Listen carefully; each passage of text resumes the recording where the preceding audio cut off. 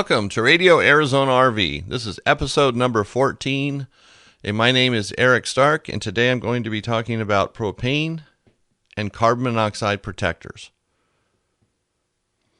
You know, they're a safety item in an RV that sometimes they just go overlooked. No one pays close attention to them. If it stops working, the natural course is to take the batteries out or disconnect it so you don't have to deal with it because it seems like it's a hassle. Well, these two items are very important to the safety of yourself and your family, or possibly relatives and friends, depending on who's RVing with you. Since 1996, it was required by law that all RVs had a propane leak detector on them, and in 2005, it became a law requiring that all RVs had a carbon monoxide protector put in them, and that's new RVs. So if an RV was already built, it would have one or the other, or possibly neither, depending on the age of it. So today when you go buy a new RV, it's going to have both in there. That's a new RV, not necessarily a used one.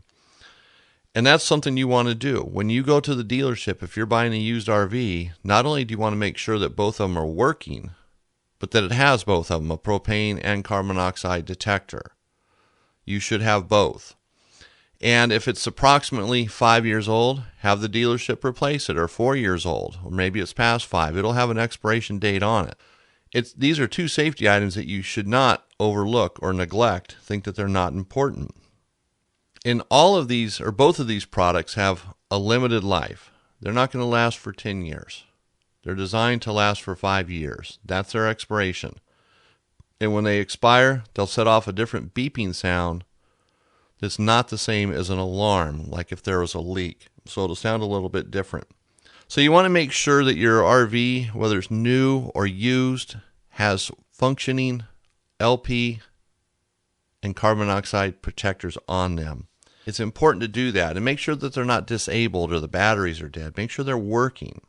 You know, both of these detectors can save your life, the life of your family. And there's variable sources where you can have leaks, whether it's carbon monoxide or propane. You know, potential sources of carbon monoxide could include engine exhaust, portable grills, portable space heaters, campfires, gas stoves and ovens, defective engines, portable generators, exhaust systems, and generator exhaust. So carbon monoxide poisoning can lead to death. So it's not something we want to not take serious. Set it on the back shelf or the back burner and not worry about it if our carbon monoxide leak detector is not functioning properly.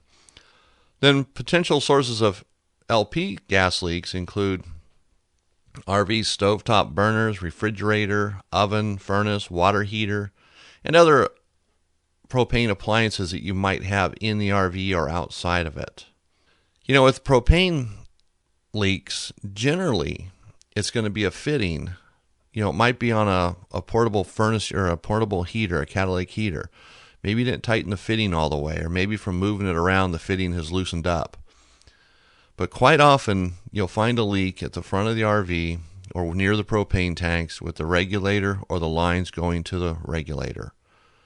If it's a motorhome, you might just have one line going to the regulator to the tank. If it's a trailer or fifth wheel, you'll have two lines. And generally, that's where you find the leaks, at the lines by the propane tanks. And now that's not something golden. You can't just rely on that. So, you know, please, if you have a leak, you know, check the entire RV. You don't want to just replace a line thinking you've solved the problem. Remember, propane in its natural state, you can't smell, but it has an odorant added to it, so you can smell it. But don't rely on that method. You know, as people get older, their bodies change, things change, and the sense of smell might not be what it used to. So you might not even be able to smell it, and you could have a leak. So rely on that propane detector, the propane leak detector, not your nose or your wife's nose or your spouse's nose. And, you know, carbon monoxide's the same way. It doesn't have an odor. It's odorless, so you can't smell it. But there are signs of carbon monoxide poisoning that you'd want to be aware of if you're starting to feel these. You'd want to take action. You know, if carbon monoxide poisoning, the symptoms are similar to flu and can include headache, fatigue, shortness of breath, nausea, and dizziness. So if you're in your RV and you start feeling that way, you know, you might have a carbon monoxide leak. So That's where you want to rely on that detector and make sure that it's working properly. If it's not working, it's not going to detect the leak. So these things are very important. You want to take them seriously. So if you're buying a used RV, make sure that these two devices work. Or if they're 2-in-1, where both detectors are in one, make sure that they work and that they're not close to the expiration date. If the dealership won't replace it at that time, make sure you pay attention to it and replace it when that date comes up. Mark it on your calendar. Even if you buy a new RV, don't just assume they're going to work. Test them. Both of these devices have a way to be tested. It's just pressing a button to make sure it works.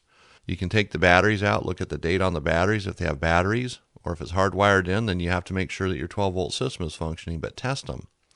Don't rely on your nose or how you feel. Don't wait for the symptoms to start before you start thinking about this. So I just wanted to bring that up. It's a good reminder. I know people come into our store wanting to replace them, and sometimes because of the money, they say, I'll pass, I'll wait, maybe next month, because sometimes these are expensive, or the initial purchase is expensive. It might be $150, might be $100, but really when you look at that over a 5-year period, and possibly saving your life in that 5-year period, warning you of a dangerous situation in your RV, I think it's worth the money. $150 really isn't that much over 5 years. Think about the kind of money that's spent just on RVing in general. We can afford a lot of other things, meals out, little day trips. Just make this part of the budget. Look at it as just part of the experience. It's part of what you do when you RV. You have to keep the maintenance up. You maintain the oil in your engine.